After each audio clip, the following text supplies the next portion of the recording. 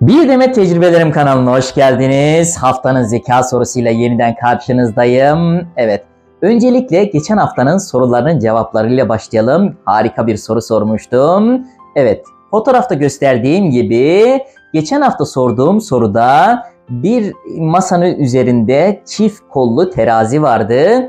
Ve masanın de 9 tane aynı büyüklükte bilyelerimiz vardı. 2 kere tartı yapma hakkımız vardı. Bu bilyelerden bir tanesi diğerlerinden hafif ağırdı. Bu ağır olan bilyeyi nasıl buluruz diye sormuştuk. Bunu şu şekilde yapacağız. 9 tane bilyeyi üçerli gruplara ayıracağız. Evet, 3, 3, 3 yani 3 tane grup olmuş oldu. Ve ilk ölçümümüzü şu şekilde yapacağız. Terazinin bir kefesine 3 bilye koyacağız. Diğer kefesine 3 bilye koyacağız. Ve ölçeceğiz. 2 ihtimal olabilir. Bunlardan bir tanesi teraziler eşit olabilir. Eğer eşit ise geriye bıraktığımız 3 bilyenin içerisinde ağır demektir. Eğer terazinin bir tane kefesi ağır gelirse ağır olan kefenin içerisinde demektir. Ve böylece ihtimali 3 bilyeye düşürmüş oluruz. İkinci tartımda ise yine terazinin kefelerine bir tanesine 1 bilye, bir tanesine 1 bilye koyarız ve tartarız. Yine burada 2 ihtimal vardır. Eğer eşit gelirse geriye kalan bir bilye ağır olandır. Eğer bir tanesi ağır gelirse ağır olan taraf ağır bilyedir. Evet. Geçen hafta kısa bir soru sormuştum. Bu soru şöyleydi. Fotoğrafta gösteriyorum. Yumurta pişirecektik 10 dakika. 8 dakikalık ve 6 dakikalık ölçebilen kum saatimiz vardı. Sadece bu kum saatlerini kullanacaktık. Bu kum saatlerini kullanarak nasıl 10 dakikalık hesap yapabiliriz diye sormuştum. Evet, burada yan tarafta hesabımızı yaptım ben. Şöyle göstereyim.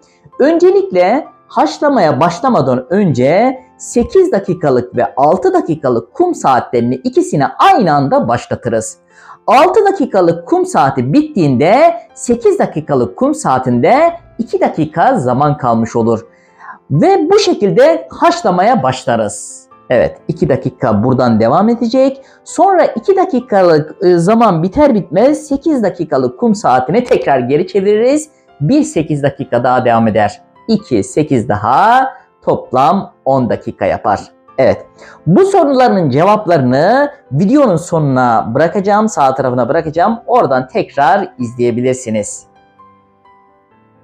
Bu haftanın sorusuna gelelim. Harika bir soru hazırladım. Sorumuz geliyor. Evet, resimde gördüğünüz gibi matematiği çok seven bir manavımız var.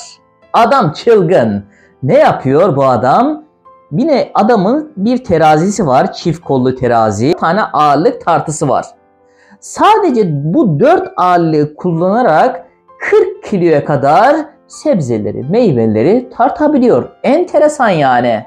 Evet, sadece bu 4 ağırlığı kullanarak. Evet, bu 4 ağırlık hangileri acaba? Hangi 4 ağırlığı kullanıyor ve tartım işlemini yapabiliyor? Size bir ipucu vereyim. Bir tanesini hadi söyleyeyim. 1. Evet. Tartılardan bir tanesi 1 kilogram. Evet, diğer 3'ü acaba kaç kilogram? Evet. Bu sorunun cevabını bir hafta sonra cumartesi günleri düzenli yayınladığım haftanın zeka soruları bölümünde vereceğim. Abone olur, like atar ve videomuzu paylaşırsanız çok memnun olurum. Hafta sonra yeniden görüşmek üzere. İyi günler.